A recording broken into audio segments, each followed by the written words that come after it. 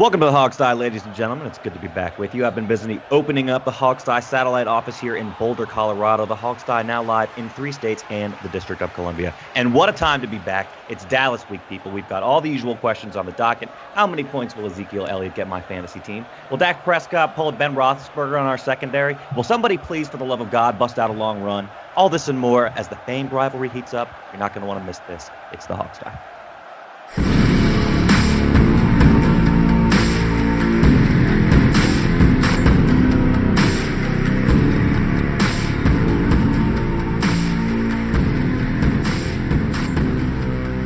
Welcome to the Hogsty with your crew, Alex Zeese, Steve Thomas, and Robbie Duncan.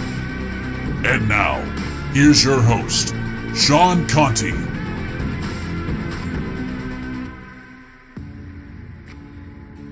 And welcome back, ladies and gentlemen. Ooh, what an exciting episode we have. Isn't that right, Mr. Alex Zeese? Who are you again? Oh, yeah. Hey, everybody. I'm a mountain man out here in Colorado. My name's Sean Conti. I drive a truck now, and I'm a hermit. It's cool. Yeah, you really need like an all-plaid look and to grow out the beard, I think, to complete the whole thing. Everybody has beards here. Oh, my God. Oh, yeah. Well, you're in hipster country, baby. Dude, you have no idea. Yeah. It's all weed and beards. Yo, amen. Oh, well, I'm Mr. good. Mr. Steve Thomas. Yeah, what's up, man? How you doing? It's been a long time. Uncomfortable silence. Yeah, no, it's really good to have you back, man. We missed you on the old hosting duties.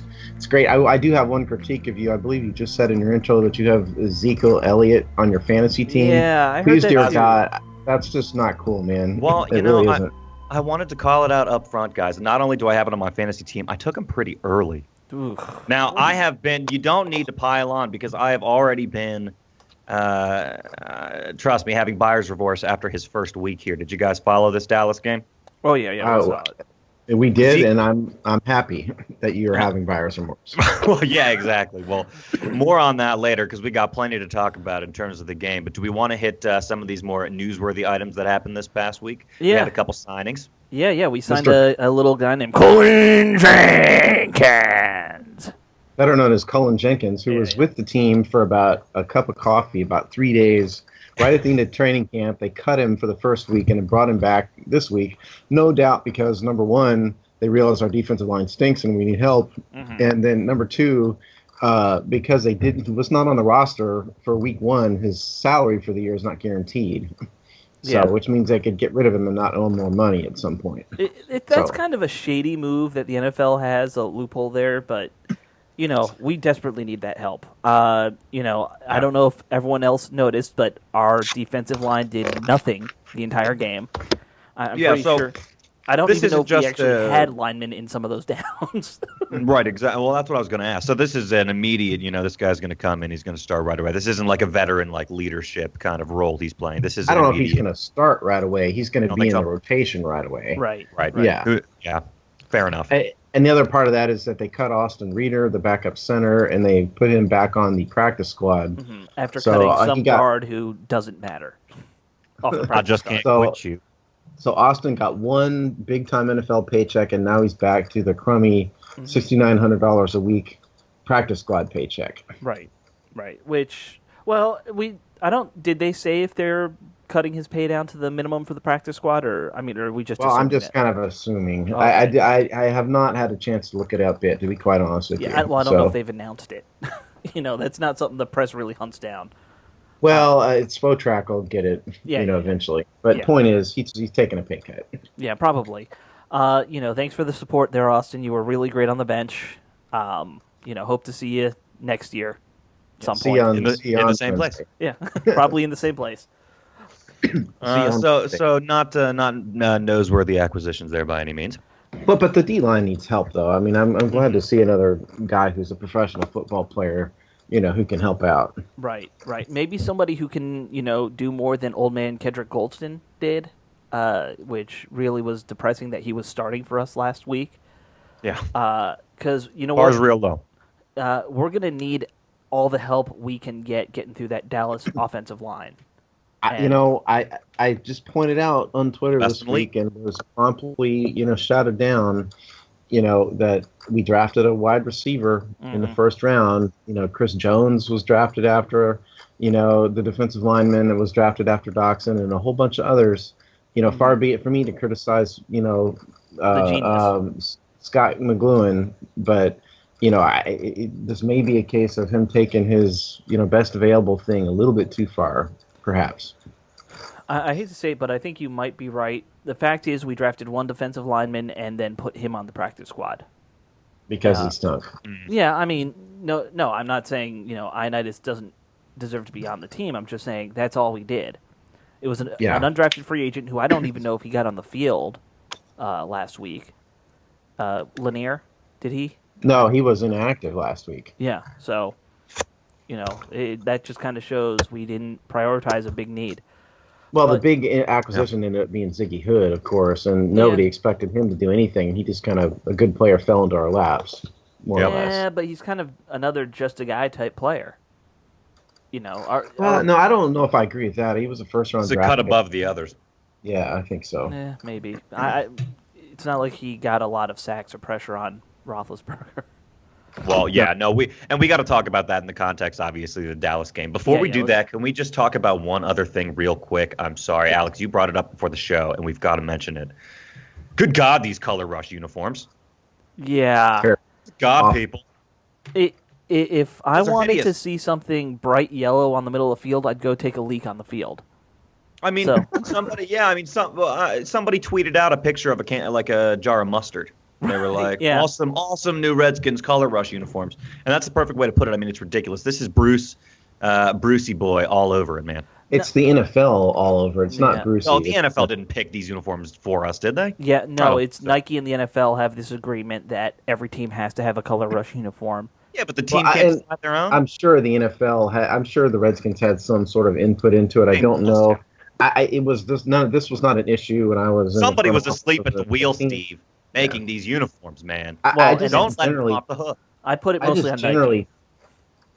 I just generally think all of the color rush uniforms are totally useless and ugly, and all it is an excuse to sell jerseys. Well, it's just a money-making scheme. They're unoriginal. Maybe we'll make, a sarcastic point. I mean, you think that's what it is? Like Bruce Allen's like, "Oh, fuck you, color rush."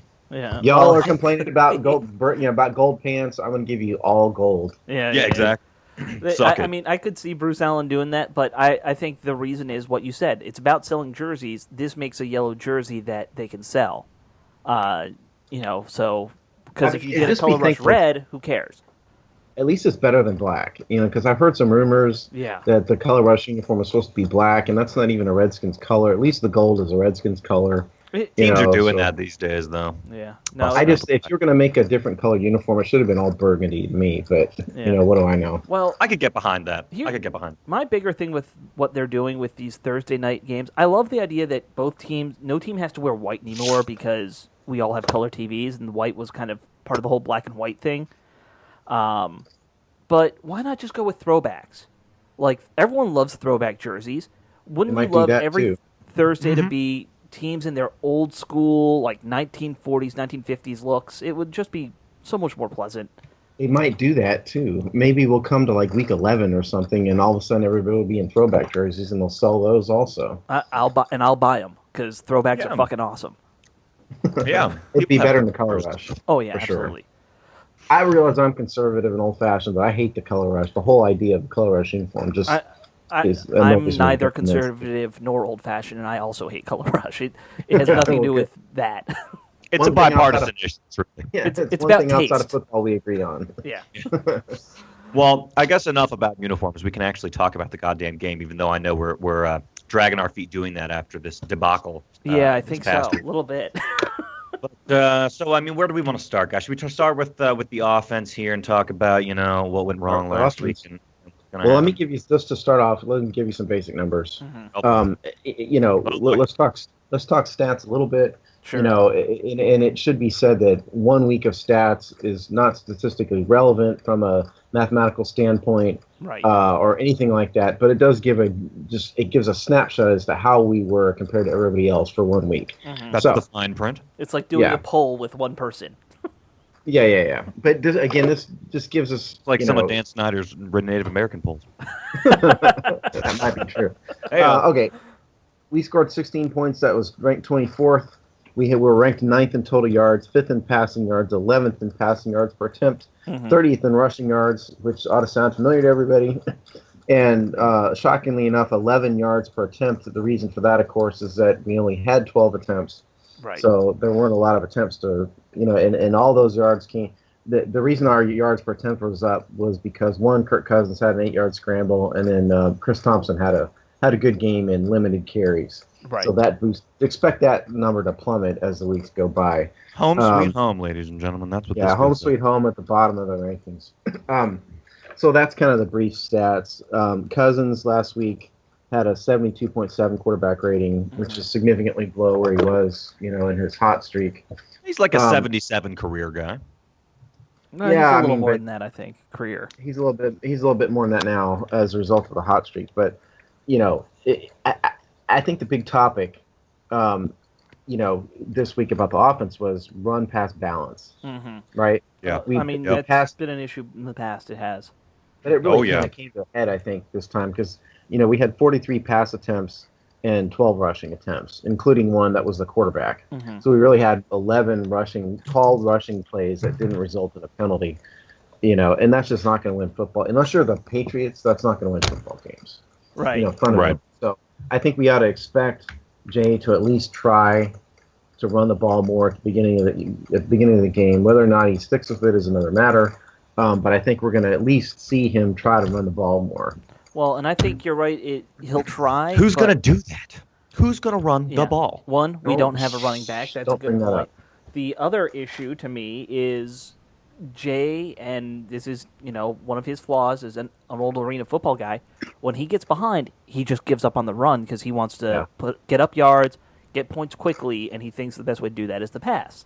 He's done that ever since he's been here. He's done that ever since he's been coaching at every level. That's the way that's the way he is as a coach. There are a lot of coaches like that. Frankly, most coaches I think abandon the run when they are down multiple scores. You see that throughout the NFL. Right, but I want to say that this game wasn't necessarily out of hand. No, it wasn't. Game you're talking about. That quickly. It really wasn't. There was no need to necessarily go into panic pass mode, which is what Jay Gruden seemed to do, a little bit. Always, he just defaults that way. I don't want to say he's panicking, but, it doesn't explain, the differential there. Not to me, at least. Okay, Right. Well, I think we all agree we need to run more. The question, of course, is can we run more? We've got Matt Jones, we've got Chris Thompson, we've got Rod Kelly. I think we are all in agreement. I think I can speak for the group there in saying we'd all love to see Rob Kelly get a few carries. Yep. Who knows if that's going to happen? But what's interesting is last week Chris Thompson, had more snaps from scrimmage than did Jones. Right. Now, do you think that's because we were passing so much, or do you think that's because the only one that surprised me? No, the only one that surprised me was the goal line touchdown run, that Thompson had. Because you think if you have a 230-pound back, you'd be the guy to get the ball when you're inside the 5. That was the only one that surprised me. Other than that, I think we're in passing situation the entire time. So Thompson's out there. So I think what to look for if we're doing a game preview here is, number one, more carries from Jones. He only had how many carries did I say he had? He had 7 attempts. So I would be surprised if he gets less than about 15 attempts this game. So that's number one thing to look for. Whether or not he's effective is another matter. Right. Yeah. I mean, and if we're looking at how to best go after Dallas, the thing about it is, at least last week with the Giants didn't run a whole lot. I feel like the Giants were in shotgun a whole lot. Now that Eli loves to play shotgun. Oh, you do have the Giants. Yeah, the Giants had 24 attempts last week. Okay. 113 yards, average 4.7 yards per attempt. Okay, so that's a pretty average day running the ball, 24 attempts. Yeah, and they had 28 passing attempts, so they were far more balanced than we were against them. It's actually a really low number of total plays if you add that up to me. Yeah, just over 50. Well, but Dallas had held the ball for 36 minutes in this game too, so the Giants didn't have a lot of possessions because the Giants aren't a good team. We'll get to the Giants in week, but the Giants stink. Yeah. Just for the- I think we all know that. Yeah. So from a passing perspective, obviously Jordan Reed has become our go-to guy. God help us if he ever gets injured again. Right. I thought that looking back on it and looking at some of the film clips that Robbie put out, I thought last week Cousins really focused almost too much on Reed. Mm-hmm. There were a couple plays last week that Cousins tried to force the ball on the Reed, one at the expense of an interception, right? Where there were other players open. So I think if the coaches get to him, expect the ball to be distributed a little bit more evenly this week than it was last week. Well, although I don't know, it didn't ever stop Roethlisberger from forcing it to Brown. But Brown's a different type of player. Yeah, I know, but I'm saying, it's not. Well, no, of course not. It's a different offense. I would never dispute that, but it's a different offense. Know what I'm saying. I mean, they're running a downfield offense. We're running a dink and dunk. I think we're gonna. I just have a feeling we're gonna continue to see. That he's his favorite target. Yeah. I'm not implying that he's gonna not become the favorite target. I just mean I think the coaches tell him you got to scan the whole field. He was having problems reading the field this past week. Yeah. So hopefully that'll get better. There were a lot of issues and we need to look at this week, not last week. Yeah. That's why I was kind of asking, what do we want to do? How do you beat this Dallas defense? I feel like they attack a lot. I feel like, but they're missing a lot of key players. So I mean, Odell Beckham had one huge pass play on them that I think got by Orlando Scandrick or whatever, and I believe is the right cornerback, I think. But that was it. Really, they held their own fairly well. I think they obviously were the better defensive secondary. Well, yeah, I mean, it's got talent in the defensive backfield. I mean, Brandon Carr, Morris Claiborne's a little bit of a wreck mentally, but, he's a good player, he's a quality player. Right. I don't think either one of those guys are superstars. Brandon Carr is the number one DB, I think, out of that group. Right. And Orlando Scandrick is the other one. Their secondary is not the unit to attack. No. I think we have to attack their linebackers. The secondary is not where they have weaknesses. No. So even Sean Lee, who was on the field the entire game, he wasn't even much of a factor in this past game. And Sean Lee's their star linebacker. He was hurt. He's been hurt a lot, but he's out there now.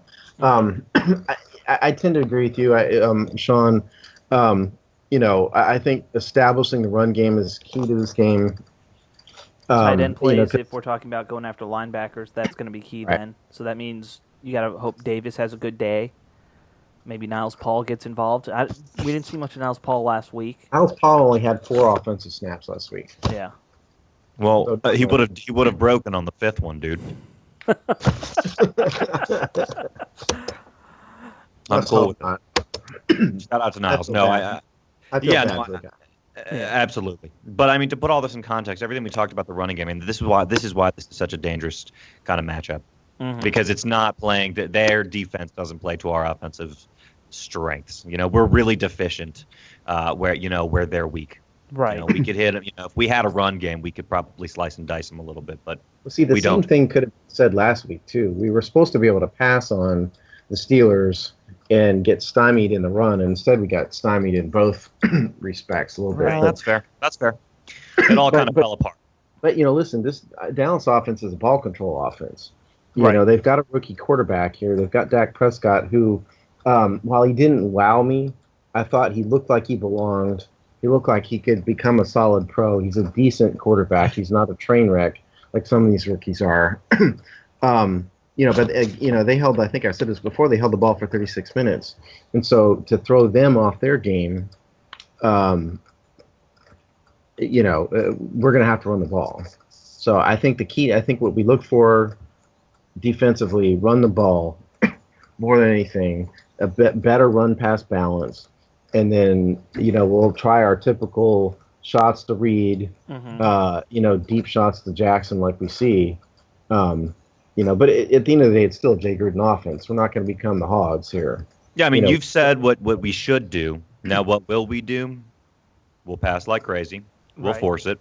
We'll throw a couple interceptions, maybe just one if we're lucky, and hopefully we'll get lucky enough to still win the game. That's what's ultimately going to happen. I don't think Jay's Jay is Jay, at the end of the day, and you're right, he's not going to get away from it too much. But I do think, he said it in the presser this week. I do think they're going to make more of an effort, at least in the beginning, to strike more of a balance than they did. Yeah. Well, they better. They should. They should try. I just like them. I mean, we got to go back to it. How do you do that when you don't have a good running back? Well, I'd like to make a plea to the Redskins, because I know they're listening. Please give Rob Kelly some carries. Please. Yeah, didn't see him. Didn't make his debut, did he?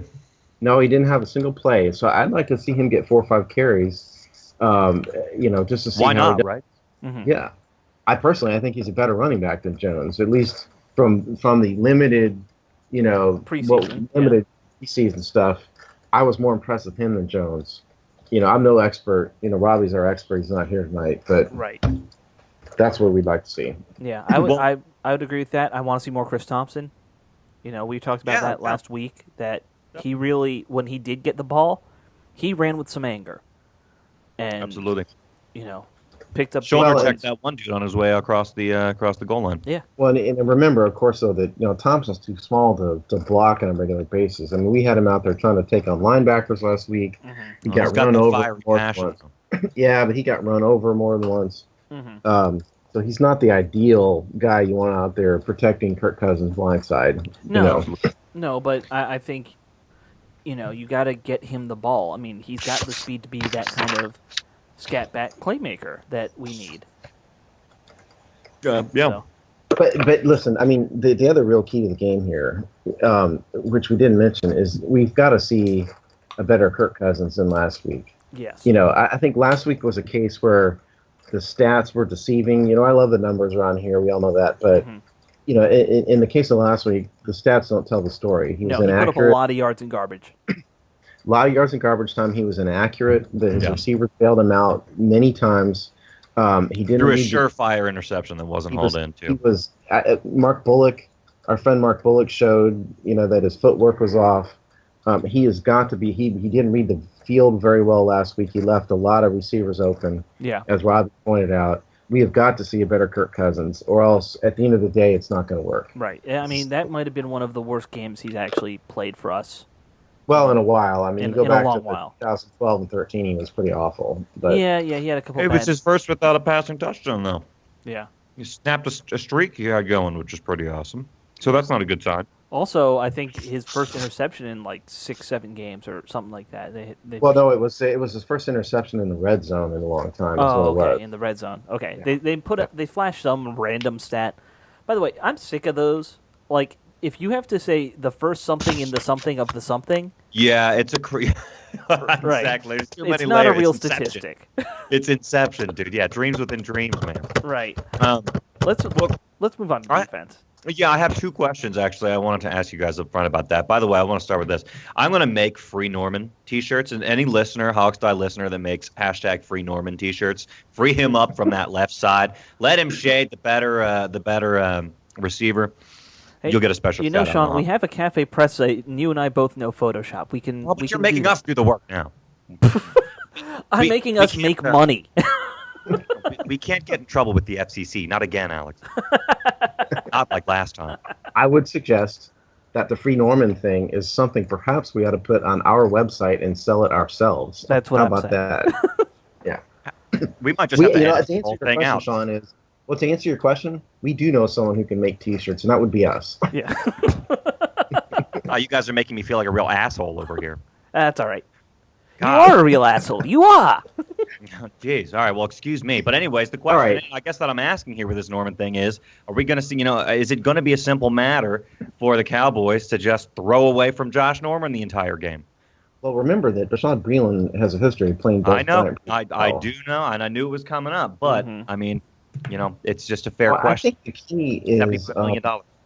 We can't have man coverage all the time, right? Right. I mean, that's we're not good enough for that. Josh Norman may be good enough for that, but the whole team is not good enough to just run man coverage all the time. Fair. We can't do that. So they need to mix it up more. And yes, obviously the team should have made an adjustment and realized that at halftime it the same thing is happening. It wasn't working with Breland and Brown and okay, Josh, you got to go out there and cover him. And they should have obviously made that adjustment, no doubt. At least in critical third and fourth down plays, you switch it up.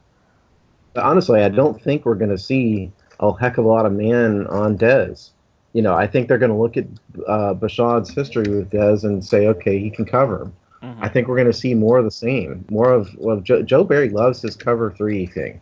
Yeah. I think we're going to see more of it until it doesn't work. Well, and I don't even think it's a cover 3 question. I think he loves this whole you're on the left, you're on the right, stay on the left, stay on the right thing. And keep in mind, last time we did this, last year, Bashaud Breeland was great playing on the other side of the field. So he has switched sides now, and he's on the right side full time. So what a great thing to point out. I'll address that. I mean, a little bit. I don't think, I don't think that's near as big a deal as it is for like a lineman. My limited experience in that, I think the corners can flip pretty well as long as they know the scheme. Because the trick with the corner is that, depending on where the receivers line up, your placement matters. If there's trips on one side and a single receiver on the other, it changes. So as long as they understand where to go, I'm not sure it matters a whole lot for the outside corners. At least, we're talking pros here. So I'm not sure that's as big a deal as people make it out to be. Just my non-expert. I'm not trying to use that as an excuse for everything. I'm just saying we should take that into a little bit of an account. I agree completely. Yeah. But the bottom line here if it ain't working, it ain't working. Yeah. If Dez is going crazy, for the love of God, let Josh Norman cover. Put somebody on him, or the safety's got to have a better game, help it Breeland out over the top at least. Yeah. One of the two has got to happen. Yeah, I mean, if you did look at that big touchdown they got, D'Angelo Hall was, way behind for a safety. Yeah. No doubt. Yeah. There you go. And your second big question was what? Well, my second big question, guys, and this is a scary one. Are we going to see some Alfred Morris this week? Elliott did not have a good output last week. Is it possible that we see a little bit of a running back by committee and we see some of our old homie? I think it's, without a doubt, we are going to see some Alfred Morris. Oh, boy. That's going to be a tough one to watch. But, what do we have to game plan for in preparation of Morris? Because he's the kind of dude that's going to run right at you. Going to hit you right in the mouth. It's all about the front seven, at the end of the day. I don't think we have to do anything special for Alfred Morris in particular. Mm-hmm. He's a good running back. We like him. He's been doing well in Dallas. But I don't think we game plan for Alfred Morris specifically. It's a matter of, the defensive line creating pressure. Mm-hmm. Getting their gaps. That's the thing. Right. Yeah. Yeah, I was about to tell you what Alfred Morris had last week, and then I was on the wrong screen. So I think Elliott was like 12 to 14 carries, I think, for like 50 yards. Well, I have Elliott. Elliott was 20 attempts, 51 yards, 1 touchdown, 2 points. Yeah, 2.6 yards per attempt. Yeah, he's running like one of our running backs. Yeah, Elliott did not look good at and particularly since we're talking about the famed Dallas Cowboy offensive line, right. Which at least most of the talking heads in the national media, as opposed to these three talking heads. Yeah, whether or not I don't know if that's said it was the best, so I think it has to be. I don't know if that's true. I mean, they weren't the best. My knob. Thank you for saying what we were all thinking. There you go. Anyway. Yeah, no, I mean, don't get me wrong. Dallas does have a very good O-line, and it might be one of the top offensive lines right now. Certainly is one of, yes. But if you're talking 2.6 yards per attempt for a first-round pick running back, that's got to be a little alarming for those Dallas fans because they put up a whole lot to get a running back in the first round, which... Alfred Morris had 7 attempts, 35 yards for 5.0 yards right. per attempt. And that's what a good running back does. Yeah, right. I don't know. I mean, I really know wanted it's to early in the season, but if you're a Cowboys fan, you got to be worried about that, right? which well, makes if I'm me a Cowboys happy. fan, I'm salivating at the thought of playing the Redskins from a Yeah, running exactly. standpoint, because the Redskins' run defense was horrible last year. It was Oh, yeah. terrible last week. I think that they're probably looking at this as the get well week for Ezekiel Elliott. Yeah, Right, probably exactly. so. We've seen a lot of mediocre running backs look great over the past year and a half. Yeah. So that's, I think, probably what they're looking for. And we had a 100-year-old running back in the backfield last week, and he did pretty damn well too. The funny thing about last week is he only had 38 yards from scrimmage at halftime. He Yeah. just demolished us in the second half. But the reason why this is important is, of course, that Dallas has got Dak Prescott as the quarterback. Mm-hmm. Dak Prescott is the rookie. He's Tony Romo's replacement. He looked great in the preseason. Last week, I thought he looked good, not great. Yeah. He was 25 of 45, which is a lot of pass attempts for a rookie. 55.6% completion percentage, which is not good, particularly since they had the Giants secondary, and the Giants secondary last year was just abysmal. Right. Well, now, but Horrible. remember, the Giants did spend a lot of money on defense. No, they did, and they are better, but it's, we're not talking about, Darrell Green back there in the Giants secondary. Right. We're a better secondary than they are. Still. Yeah. But Dak Prescott back there is not gonna win a game by himself for the Dallas Cowboys. They're gonna rely on the run game to a great extent, and so we are gonna have to figure out how to stop Ezekiel Elliott and Alfred Morris. Mm-hmm. And it is going to be painful if Morris runs a touchdown. It's going to be hard thing to watch. I will say That's this what I'm about saying. their passing game from what I saw last week. It's a lot of quick passes, very West Coast-like from Prescott. And he's decent at it. Like, he can get the ball out quickly, which is not easy for all rookies to do. Yeah. So, our guys are going to have to be on their toes early for those, one-step, two-step drops. Yeah, I think Redskin fans should not discount Dak Prescott just because he's a Cowboy quarterback. No. He did look pretty good last week, particularly since he's a rookie. Yeah. He is going to be a good player. I'm going to discount him some for that time. weird porn star mustache he has, but that's me. That's a whole nother matter. Yes. And of course, we have the apostle Jason Witten, who seems to be ageless. He was the Cowboy leading receiver last week, 9 receptions, 66 yards. He slowed down considerably physically, but he can still get open. He can still cause massive fits. He still has don't the have production. Right. Yeah, and we still don't have linebackers that are all that great in coverage. So Witten is going to be a problem. Yeah. He I think always we've gotten is. better. I think Sua really showed a couple good coverages last week, even though I know we got creamed in the end. Yeah, he was a non-factor ultimately, but I agree there were some signs there that I saw. Well, if you have to, season as well, Well, yeah, if you've got Tom Compton, Mason Foster, and Tua Cravens, who do you want to have cover tight end?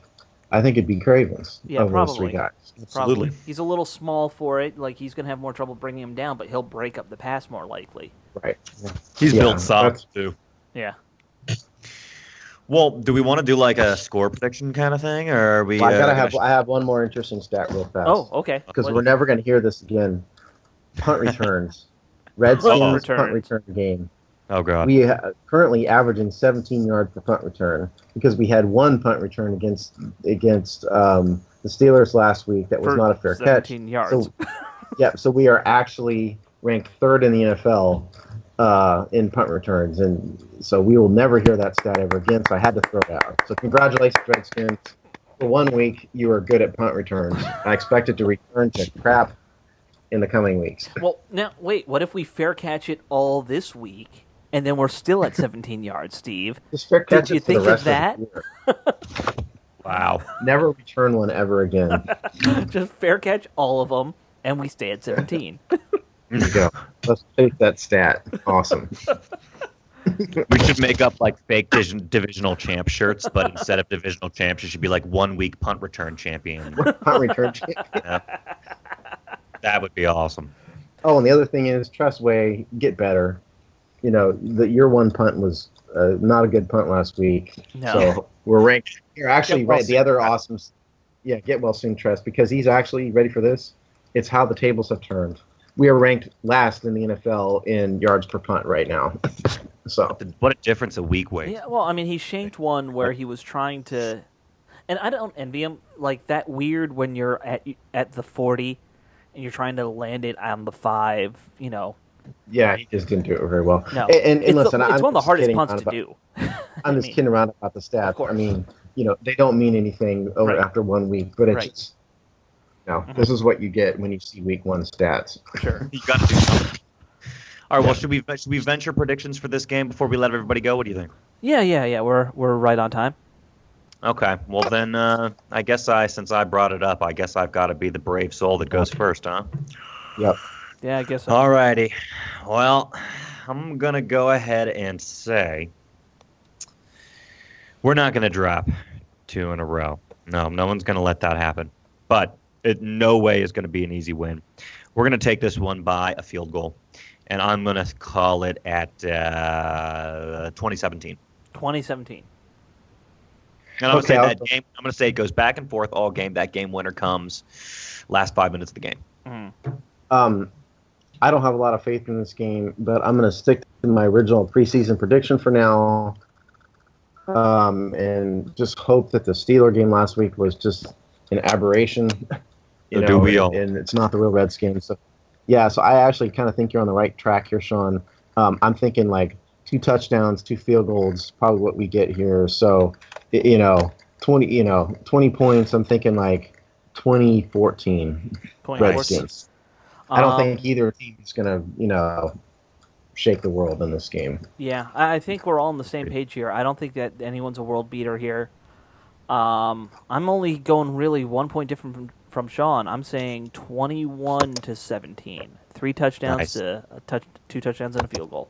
Well, shit, guys. We made the show look real stupid if we're all really, really wrong. Yeah. We were all really wrong last week. Yeah. See, I wasn't here. We all predicted a high-scoring Redskins win. We were half right. Shit. Yeah. Steelers There you scored a go. lot of points.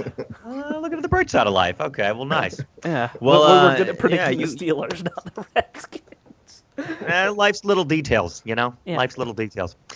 Well, anyways, ladies and gentlemen, you heard it here first. My goodness, I'm just shit-faced already here in Dallas week. Oh, No, you're I'm just rusty. You're rusty. I'm just rusty. I'm happy to be back in the saddle, folks. It's really great to be back with you. Anyways, continue to check back with us on our social media accounts. Obviously, we've got all the news coming, and we will be back with you next time for a recap on what hopefully was an amazing, awesome, successful first matchup against Dallas. So we will see you then. Take care and have a good night. Hail. Toodles.